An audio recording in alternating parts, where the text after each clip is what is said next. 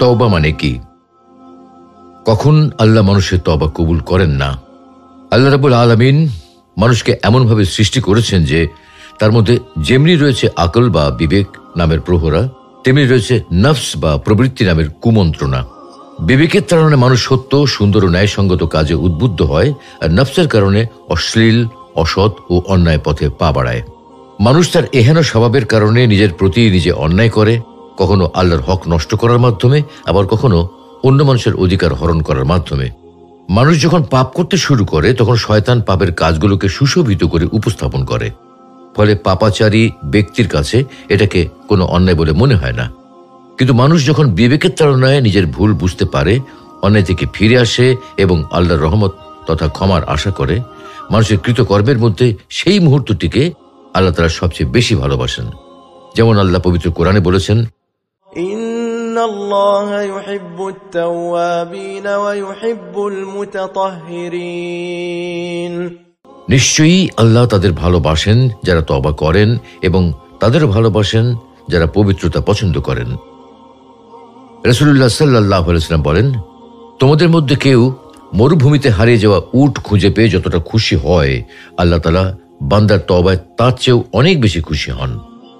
তওবার পরিচয়। তওবা একটি আরবি শব্দ যার অর্থ হল অনুশোচনা করা, ফিরে আসা, প্রত্যাবর্তন করা। আল কোরআন ও হাদিসের শব্দটি আল্লাহর নিষেধকৃত বিষয়সমূহ ত্যাগ করা ও তার আদেশকৃত বিষয়সমূহ দিকে ফিরে আসা বোঝাতে ব্যবহৃত হয়েছে। ইসলামী শরীয়তের দৃষ্টিতে তওবা অর্থ হল নিজের গুনাহের জন্য অনুতপ্ত হওয়া, ক্ষমা প্রার্থনা করা এবং তা পরিত্যাগের দৃঢ় সংকল্প করা।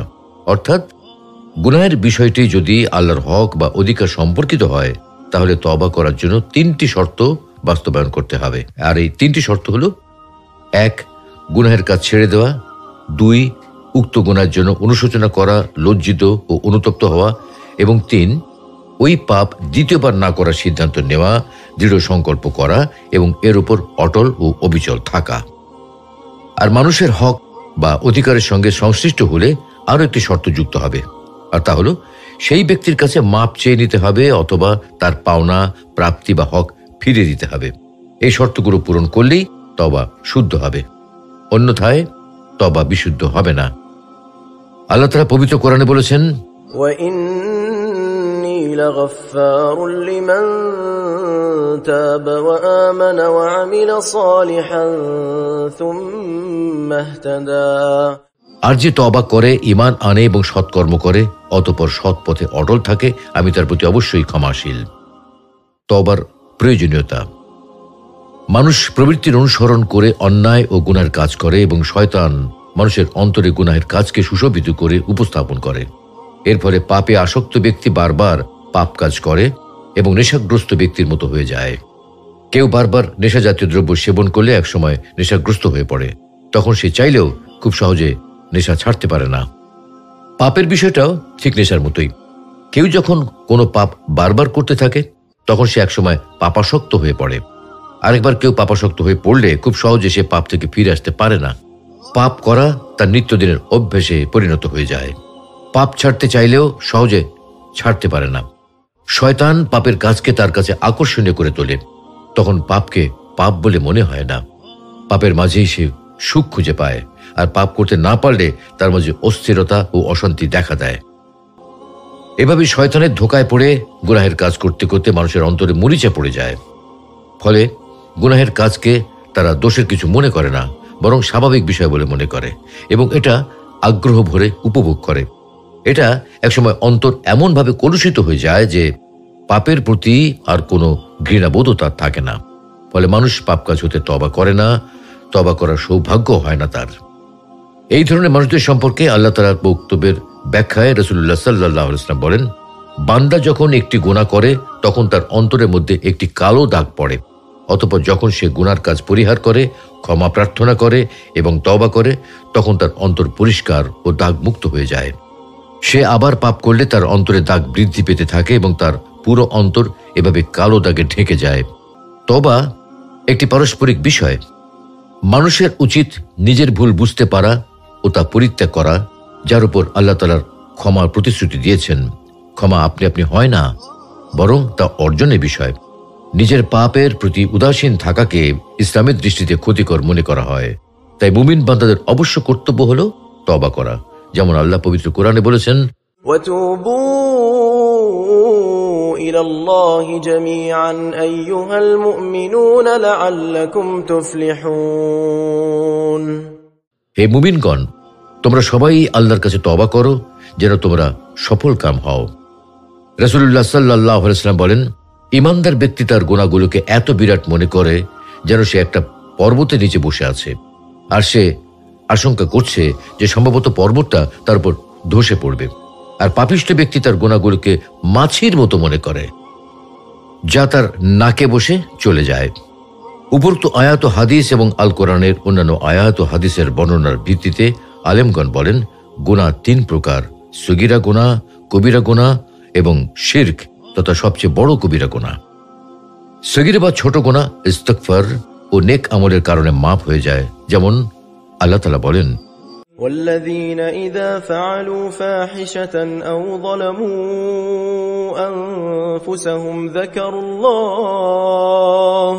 ذكروا الله فاستغفروا لذنوبهم ومن يغفر الذنوب إلا الله ولم يصروا على ما فعلوا وهم يعلمون। তারা কখনো কোনো অশ্লীল কাজ করে ফেললে কিংবা কোনো মন্দ কাজে জড়িত হয়ে নিজের উপর জুলুম করে ফেললে আল্লাহকে স্মরণ করে এবং নিজের পাপের জন্য ইস্তেগফার তথা ক্ষমা প্রার্থনা করে। আল্লাহ ছাড়া আর কে পাপ ক্ষমা করবেন? তারা নিজের কৃত কর্মের জন্য হঠকারিতা প্রদর্শন করে না এবং জেনে শুনে তাই করতে থাকে না। রাসূলুল্লাহ সাল্লাল্লাহু আলাইহি ওয়াসাল্লাম বলেন, যখন কোনো বান্দা কোনো গুনাহ করার পর উত্তম রূপে ওযু করে দাঁড়িয়ে 2 রাকাত সালাত আদায় করে এবং আল্লাহর নিকট গুনাহের জন্য ক্ষমা প্রার্থনা করে, নিশ্চয়ই আল্লাহ তাকে ক্ষমা করেন। অন্য একটি হাদিসে রাসূলুল্লাহ সাল্লাল্লাহু আলাইহি ওয়াসাল্লাম আরো বলেন, 5 ওয়াক্ত সালাত এক জুমা থেকে আরেক জুমা এবং এক রমজান থেকে আরেক রমজান তার মধ্যবর্তী সময়ের জন্য কাফফারা হয়ে যাবে যদি কবিরা গুনাহ থেকে বেঁচে থাকে। কবিরা বা বড় গুনাহ 2 প্রকার: অন্যায়ভাবে কারো উপর জুলুম করা বা কারো সম্পদ আত্মসাৎ করা। এই ধরনের গুনাহ ব্যক্তির প্রাপ্য পরিশোধ করা বা তার কাছ থেকে মাফ করিয়ে নেওয়া এবং তওবা নিহত ব্যক্তির হক এবং নিহত ব্যক্তির পরিবার ও ওয়ারিসদের হক। আল্লাহ তাআলা বিনা কারণে মানুষ হত্যাকে মহাপাপ ও চরম অন্যায় বলে উল্লেখ করেছেন, যেমন আল্লাহ তাআলা পবিত্র কোরআনে বলেছেন, وَمَن يَقْتُلْ مُؤْمِنًا مُتَعَمِّدًا فَجَزَاؤُهُ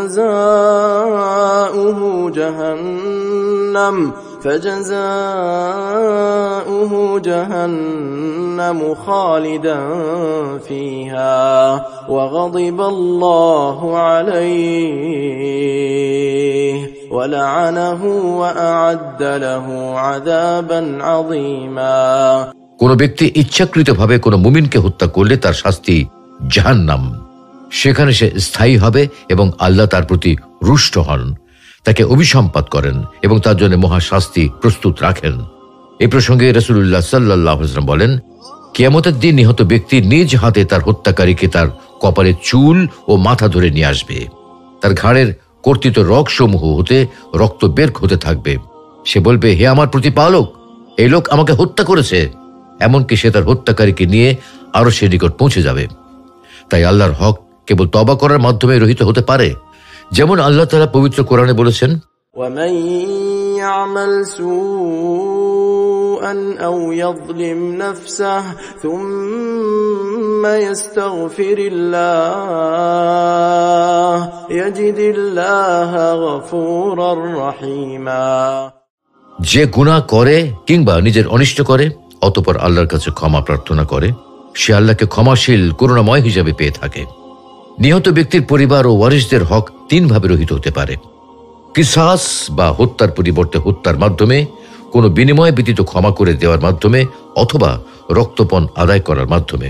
কিন্তু তবুও নিহত ব্যক্তির হক রয়ে যায়।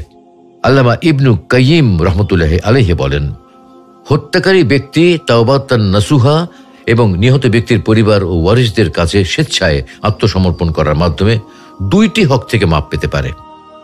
আর তওবার কারণে আল্লাহ তাআলা নিহত ব্যক্তিকে কোনো ক্ষতিপূরণ দেওয়ার মাধ্যমে নিহত ব্যক্তির হক আদায় করে দিতে পারেন, কেননা তাওবাতুন নাসুহা পূর্বের অপরাধ মিটিয়ে দেয়। শিরকের গুনাহ আল্লাহ তাআলা কখনো ক্ষমা করেন না, চাই সেটা শিরকে আসগার হোক, যেমন কারো কাছে কোনো কিছু কামনা করা, অথবা শিরকে আকবার হোক, যেমন আল্লাহর সাথে কাউকে অংশীদার মনে করা। কেউ যদি শিরক করা অবস্থায় মৃত্যুবরণ করে, আল্লাহ তাআলা তাকে কখনোই ক্ষমা করেন না। এই প্রসঙ্গে আল্লাহ তাআলা বলেন, ইন্নাল্লাহা লা ইয়াগফিরু আন ইউশরাকা বিহি ওয়া ইয়াগফিরু মা দুনা যালিকা লিমান ইয়াশা ওয়া মান ইউশরিক বিল্লাহি ফাকাদ ইফতারা ইসমান আযীমা। নিশ্চয়ই আল্লাহ তাকে ক্ষমা করেন না যে লোক তার সাথে শরীক করে। তিনি ক্ষমা করেন এর নিম্ন পর্যায়ের পাপ, যার জন্য তিনি ইচ্ছা করেন। আর যে লোক আল্লাহর সাথে অংশীদার সাব্যস্ত করল, সে তো অপবাদ আরোপই করল। তবে যদি কেউ খাঁটি অন্তরে তওবা করে এবং শিরক থেকে ফিরে আসে, সৎকর্ম করে এবং মৃত্যু পর্যন্ত সৎকর্মের উপর অটল থাকে, তবে আল্লাহ তাআলা শিরকের মতো জঘন্য অপরাধও মাফ করে দেন। যেমন ইরশাদ হচ্ছে, إلا من تاب وآمن وعمل عملا صالحا فأولئك يبدل الله سيئاتهم حسنات وكان الله غفورا رحيما। কিন্তু যারা তওবা করে, বিশ্বাস স্থাপন করে এবং সৎকর্ম করে, আল্লাহ তাদের গুনাহকে পুণ্য দ্বারা পরিবর্তিত করে দেবেন। আল্লাহ ক্ষমাশীল, পরম দয়ালু। কোন শ্রেণীর মানুষের তওবা আল্লাহ কবুল করেন? যে সকল মানুষ শয়তানের ধোঁকায় পড়ে গুনাহ করে কিন্তু নিজেদের ভুল বুঝতে পারে এবং তৎক্ষণাৎ তওবা করে, আল্লাহ তাআলা তাদের তওবা কবুল করেন। এই প্রসঙ্গে আল্লাহ তাআলা বলেন, إنما التوبة على الله للذين يعملون السوء بجهالة ثم يتوبون من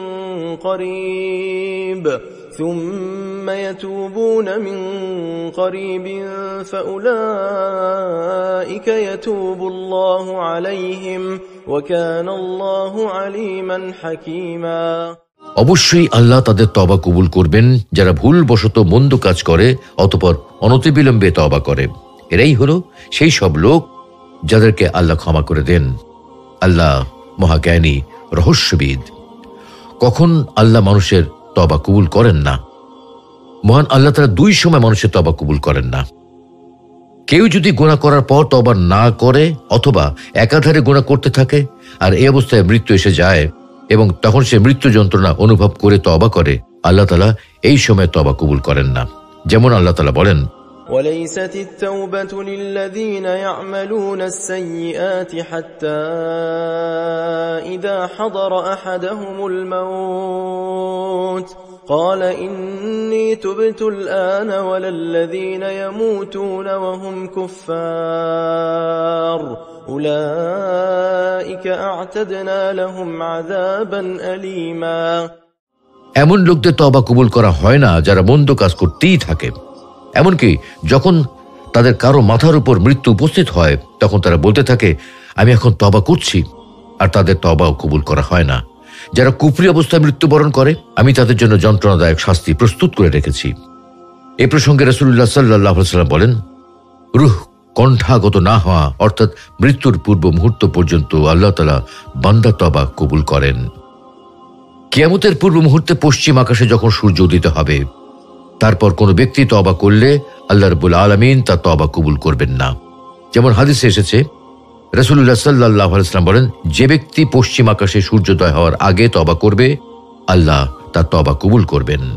অর্থাৎ এই হাদিস থেকে বোঝা যায় যে যখন থেকে পশ্চিম দিক থেকে সূর্য ওঠা শুরু হবে তখন থেকে কারো তওবা কবুল করা হবে না। তওবা করার পদ্ধতি ও শর্ত। ইসলামী শরিয়া মতে বান্দা তওবা করলে আল্লাহ তা গ্রহণ করেন। আলেমগণ এ বিষয়ে একমত যে যদি কোনো ব্যক্তি কৃত পাপের জন্য অনুতপ্ত না হয় বা তা পরিত্যাগের ইচ্ছা না করে, তাহলে তার মৌখিক তওবা উপহাস ছাড়া আর কিছু নয়। মৌখিক তওবা প্রকৃত তওবা নয়। আন্তরিক তওবার কিছু শর্ত রয়েছে। আলী রাদিয়াল্লাহু তাআলা আনহুকে তওবা সম্পর্কে জিজ্ঞাসা করলে তিনি বলেন, তওবা হলো 6টি বিষয়ের সমষ্টি। নিজের কৃতকর্মের জন্য অনুতপ্ত হওয়া, অনাদায়ী ফরজ ওয়াজিব ইবাদতসমূহ আদায় করা, অন্যের সম্পত্তি বা অধিকার নষ্ট করে থাকলে তা ফেরত দেওয়া, শারীরিক বা মৌখিকভাবে কাউকে কষ্ট দিয়ে থাকলে ক্ষমা চাওয়া, ভবিষ্যতে পাপা কাজ পরিত্যাগের দৃঢ় সংকল্প করা এবং আল্লাহর আনুগত্যে নিজেকে সমর্পণ করা। কোনো ব্যক্তি যদি উপরোক্ত পদ্ধতিতে তওবা করেন, আশা করা যায় তা তওবা আল্লাহ রাব্বুল আলামিনের দরবারে তওবাতান নাসুহা হিসেবেই বিবেচিত হবে এবং এর ফলে জান্নাতের মতো মহাপুরস্কার লাভ করা যাবে। তওবাতান নাসুহা মানে কি? আল্লাহ তাআলা যে তওবাতান নাসুহার কথা বলেছেন তা দুইটি শব্দ মিলে গঠিত হয়েছে, তওবা এবং নাসুহা। তওবা শব্দের অর্থ হলো অনুশোচনা করা, ফিরে আসা, দৃঢ় সংকল্প করা।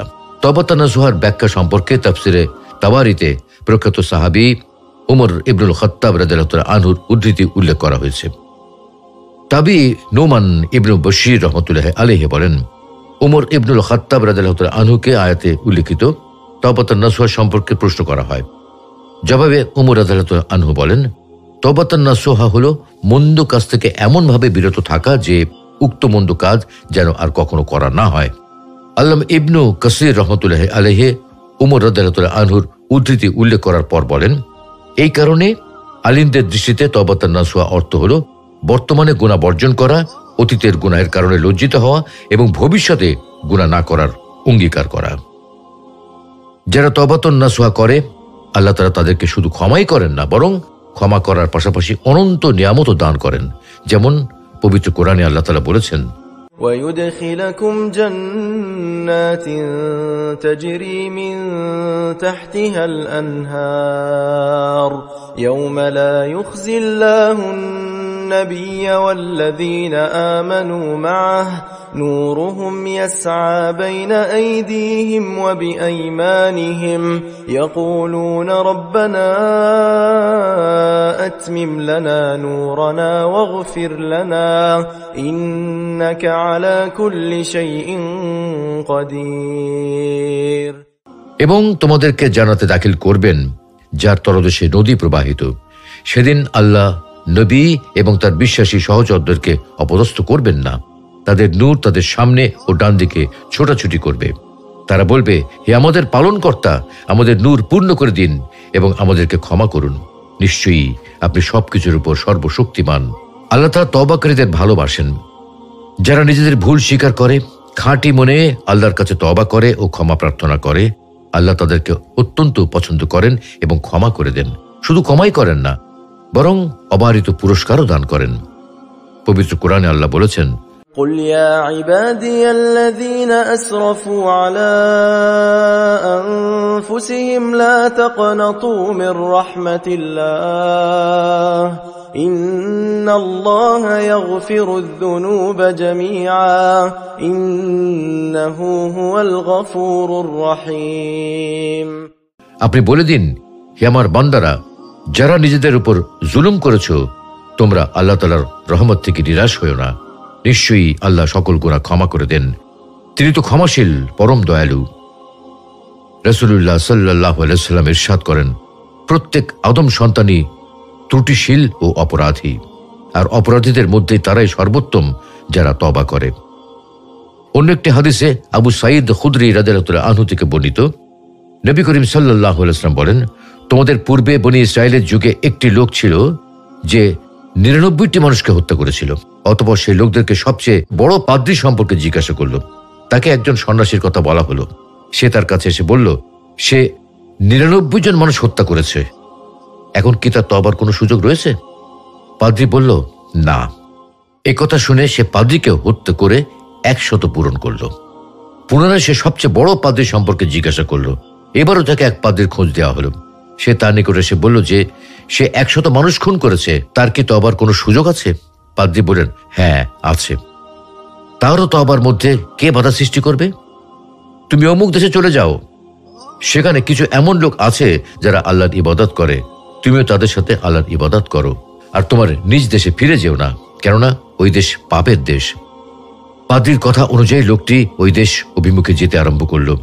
যখন সে মধ্য রাস্তায় পৌঁছল, তখন তার মৃত্যু এসে গেল। রহমত ও আজাব উভয় প্রকার ফেরেশতা উপস্থিত হলেন। ফেরেশতাদের মধ্যে তর্ক বিতর্ক আরম্ভ হল। এই অবস্থায় আল্লাহ সামনের ভূমিকে আদেশ করলেন, তুমি মৃত ব্যক্তির নিকটবর্তী হয়ে যাও এবং পশ্চাতে ফেলে আসা স্থানকে যেখানে হত্যাকাণ্ড ঘটেছিল আদেশ দিলেন, তুমি দূরে সরে যাও। অতঃপর ফেরেশতাদের উভয় দলকে নির্দেশ দিলেন, তোমরা এখান থেকে উভয় দিকের দূরত্ব পরিমাপ করো। পরিমাপ করা হলে দেখা গেল মৃত লোকটি সামনের দিকে 1 বিঘত বেশি এগিয়ে আছে, কাজেই তাকে ক্ষমা করা হলো। আল্লাহ তাআলা আমাদেরকে সকল প্রকার শিরক থেকে বেঁচে থাকার তৌফিক দান করুন। মৃত্যু আসার পূর্বেই তওবা করার তৌফিক দান করুন এবং তওবা করার মাধ্যমে তার প্রিয় বান্দাদের দলে অন্তর্ভুক্ত হওয়ার তৌফিক দান করুন। আমিন।